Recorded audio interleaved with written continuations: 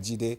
But let's bring in the lady now, Cynthia. I mean, you have listened to the contribution of the two guests, and he hammered on the fact that it's not really about creation of state, but attitudinal change. And he is saying that what we need is good governance. Now, what's your perspective on this issue? And also bearing in mind that even the civil society groups are also supposed to, be part of this, amendment. Well, I think I agree with the submissions made already, and that is because at the heart of this, honestly, is the question of inequality and the demands for recognition. And so I do not blame the agitations, and because where there is a gap, where there is a vacuum, and the vacuum has existed for so long, there's a likelihood for agitations to emerge. And that is what we have seen consistently. You have demands for creation of states. And then one of the arguments is we want to bring government closer to the people. And I say on that front, we have local government. Can we focus on ensuring we have independent, autonomous, and functional local government? Because that is also the idea of local government, of a third tier of government, is to bring government closer to the people. The second agitation is a sense of exclusion, and we're not part of the system. And unfortunately, what we've had so far is we've had a system of leadership that has consistently failed to deliver to the people. So what we've had basically is a rascality mentality to political leadership that is basically driven by inordinate ambition and selfish desires. And so when people get elected, they forget that sovereignty belongs to the people, and you exercise your power on behalf of the people as enshrined in our constitution. And so they focus on their immediate need and their own people, in quote. And so what we've had is, for those that have not felt a sense of representation, they equate that to the lack that they experience. And so to them, if my person is not seated on the seats of power, I wouldn't have access to opportunities and to benefit. And that is where the fundamental question is. So I always say, for me, the threat to our democracy, honestly, is our political leaders. We're yet to have a political class that understands the power that they wield, and that power is to represent the people in the best possible way. And the third part of the conversation is, in all of these agitations, the people, I think a lot of conversations have failed to understand what the constitution says. And that is where I would put the blame on Nigeria. A lot of us don't read our constitution. We don't even know what our rights are. Our constitution is clear. From the preamble, is a state established three principles: freedom, equality, and justice. And sections 14, I'm so glad Mr. Didi Ojo mentioned sections 14, because it talks about Nigeria is a system that will be based on the principles of democracy and social justice. Now, social justice has been missing. And so for me, the demand would rather be, we need to experience some sense of justice across board. That is one agitation I'm hoping we would start pushing for.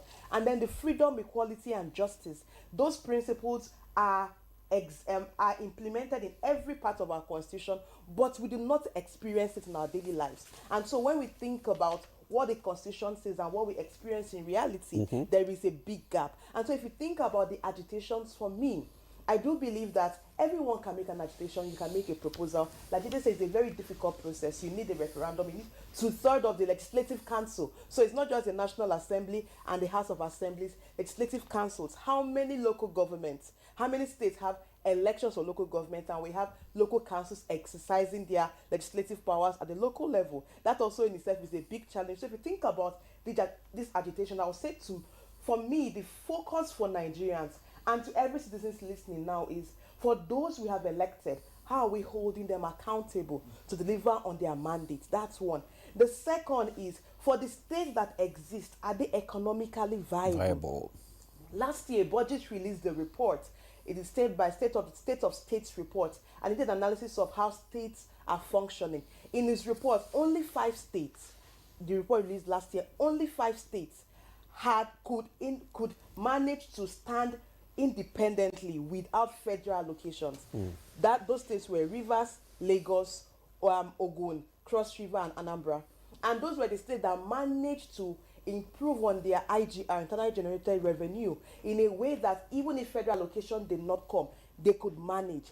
A majority of the states, about 29, could not on its own stand without federal allocations. Allocation. That's one. States like Jigawa, Yobe, Imo, Bayelsa, Taraba cannot, they rely more than 100%, over 100% on federal allocations. So if you think about what we have currently, we have a system where there is supposedly a federal structure, but we still have an over-reliance on the federal government. So the question should be, for every state governor, for every state that has state governors, how are you internally ensuring that, one, you're creating an enabling environment for business and investment in your state to increase and improve your IGR?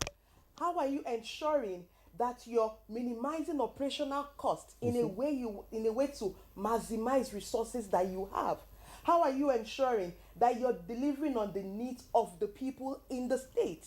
And so the agitations for me, like Honorable said, creating more states would not solve the problem, because the states we have currently are struggling to survive on their own. And it's not because Nigeria is not blessed. If you do a map of resources in Nigeria, every state in Nigeria is blessed with one resource or the other. In fact, we have not harnessed the potential in the resources in the northwest and the northeast.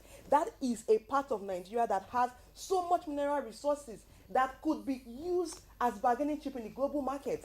In the whole conversation around the stoppage of USAID, of aid, foreign aid and all of that, and people are saying African leaders need to wake up. It's not just about the president, it's not about Tinubu. It's about the 36 state governors. It's about every state assembly, national assembly. It's about every local government chairman and councillors.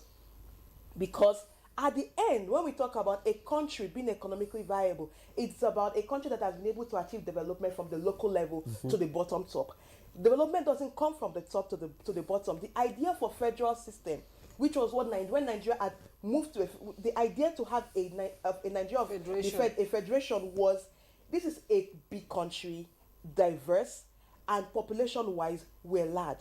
And so if you want to ensure an effective system of governance, you need to ensure you have government at every level, so that you do not have a disconnect at any level. And as it is now, we are not fulfilling that particular requirement of a federal system. And so for me, we should, as a people, go back to the governors and say, what are you doing to ensure our states are economically viable? Because creating new states will not get things done.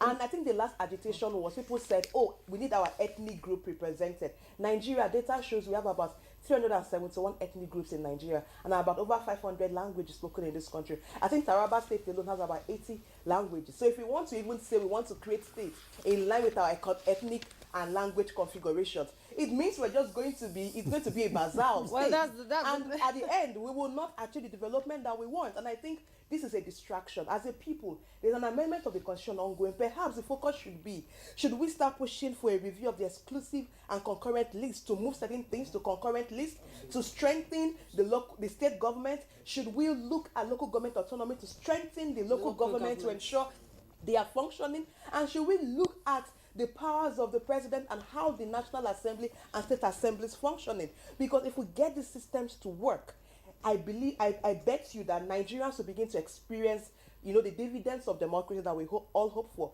At this point, this is just a distraction, and honestly, we need to get back to our constitution and refocus on strengthening the arms of government. The levels of government, and getting them to be functional. And